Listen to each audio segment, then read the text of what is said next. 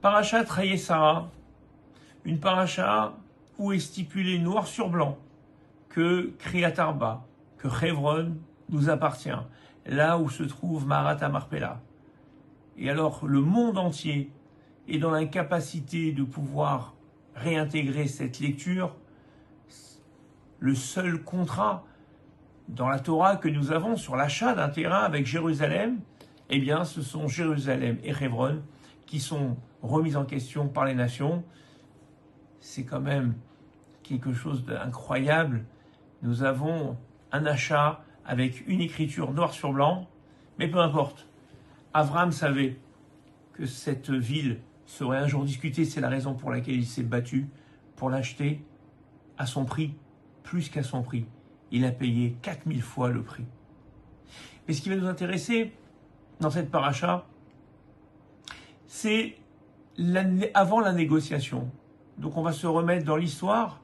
Abraham est en train de pleurer sa femme, lui qui revient de la Kedat Yisraël, fier d'avoir surmonté cette 10e épreuve, et il retrouve sa femme morte. Il aurait pu à ce moment-là douter de nouveau, se dire quoi, Zotora Vezosrara, c'est la Torah, et ça c'est ma récompense. Eh bien non, il accepte, et d'ailleurs la Torah nous dit, eh bien, Vayu Haye Sarah, Sarah est morte, oui, mais elle est morte parce qu'elle devait mourir à cet âge-là, et pas forcément parce qu'il y a eu cet événement tragique. En tous les cas, le texte nous dit Vayakom Avraham. Vayakom, il s'est levé. Pourquoi il s'est levé? On nous dit il s'est levé, il a essuyé ses larmes, il a avalé son chagrin pour faire face aux gens de Hebron, des Bnei Het, pour leur acheter le Marat à Marpella. Et les commentateurs nous disent, mais pourquoi a-t-il eu besoin d'essuyer ses larmes et d'occulter sa douleur?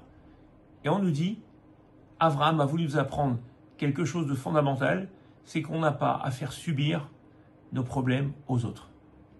Il voulait donc arriver serein, il ne voulait pas ni faire pitié, ni embêter qui que ce soit dans sa douleur. Il arrivait comme si, eh bien, rien ne s'était passé dans sa vie.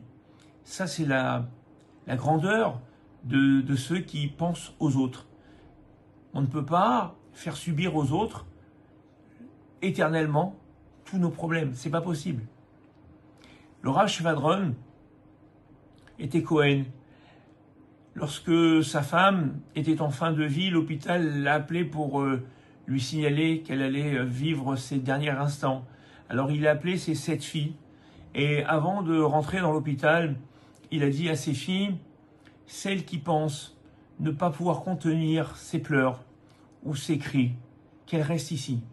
Et les filles ont dit, mais papa, on veut être à côté de maman. Oui, mais dans un hôpital, il y a d'autres malades. Et s'ils vous entendent pleurer fortement, alors ils vont comprendre qu'il y a un mort à côté. Et cela va les perturber. Vous n'avez pas le droit de perturber des malades. C'est assourd.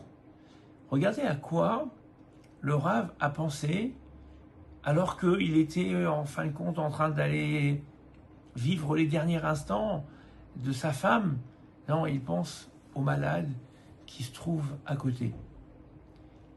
Cette dimension-là est extrêmement importante parce qu'on fait subir souvent à nos familles, à notre communauté, eh bien les problèmes que l'on a. Mais à la limite, ça ne regarde personne. Pourquoi faire subir aux autres ce que j'ai moi-même subi? Pourquoi faire partager ma douleur alors que les gens n'ont rien à voir avec mes déceptions ou mes contrariétés? Souvent, quelqu'un rentre de chez lui, il a eu une mauvaise journée, et bien il va partager cette douleur, pas pour être soulagé, mais être en colère, ne pas sourire, ne pas être gentil. Mais on n'a pas à subir tes problèmes. Tes problèmes, tu les gères comme un grand. Mais personne ne peut être un dégât collatéral de ce que tu vis au quotidien. Il y a un Rav qui a voulu faire sa Aliyah. Et avant de faire sa Aliyah, il était en Allemagne, il a dû passer par la Turquie, il était à Istanbul.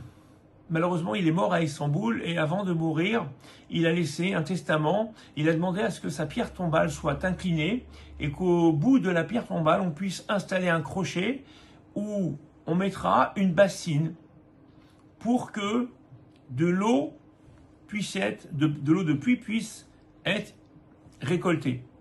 Et un de ses élèves lui a dit, mais Rav, pourquoi une bassine? D'habitude, les gens ils mettent plutôt quelque chose pour qu'on puisse mettre des bougies, etc. Et le Rav a dit, non, tu sais, à Istanbul, il pleut pas beaucoup, la mer est salée, et les oiseaux souffrent beaucoup dans cette région. Je voudrais permettre aux oiseaux de pouvoir bénéficier d'une bassine d'eau douce, d'eau de pluie, pour qu'ils puissent s'abreuver. Voilà à quoi quelqu'un de grand pense avant de mourir. Mais en fin de compte, ce concept de vie, il est primordial. Parce que très souvent, il y a des déceptions, parfois même des grandes bagarres se déclenchent parce que quelqu'un n'est pas bien. Alors comme il n'est pas bien, alors du coup il sourit pas. Il dit pas bonjour. Pas parce qu'il est fâché, parce qu'il est soucieux. Mais nous ne sommes pas dans la tête des gens. Nous n'avons pas l'agenda des gens. On ne sait pas qu'il a eu une journée hyper chargée. Nous, ce qu'on a, c'est la rencontre. Je rencontre quelqu'un qui doit me dire bonjour et qui doit me sourire. C'est parfois compliqué parce qu'on a tous des vies parfois très chargées, mais on doit faire cet effort de se dire, mais au fait, pourquoi ne pas continuer à sourire aux autres alors que intérieurement, j'ai peut-être perdu aujourd'hui pour un moment. Eh bien, le sourire, eh bien, je vais le donner à celui eh bien, qui va peut-être le retrouver. Et du coup, je vais même moi retrouver le sourire. Parce qu'en fin de compte, en souriant, en essayant d'occulter les contrariétés, eh bien, on arrive à minimiser les choses.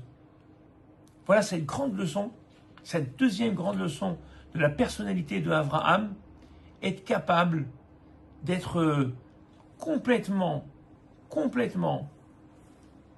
pour l'autre, ne jamais faire subir à l'autre quoi que ce soit, ni dans nos problèmes, ni même dans notre façon de vivre, dans notre façon d'être et de vivre. C'est exactement ce que Eliezer a essayé de chercher chez Rivka, cet altruisme, cette générosité, malgré les difficultés qu'elle avait, malgré la mission qui lui a été demandée, elle a su se surpasser, elle a su répondre présent à la demande d'Eliezer. C'est exactement ce que nous devons essayer de faire au quotidien. Essayons de garder le sourire, essayons de rester toujours positif pour rayonner et pour partager quelque chose de tellement important, la joie.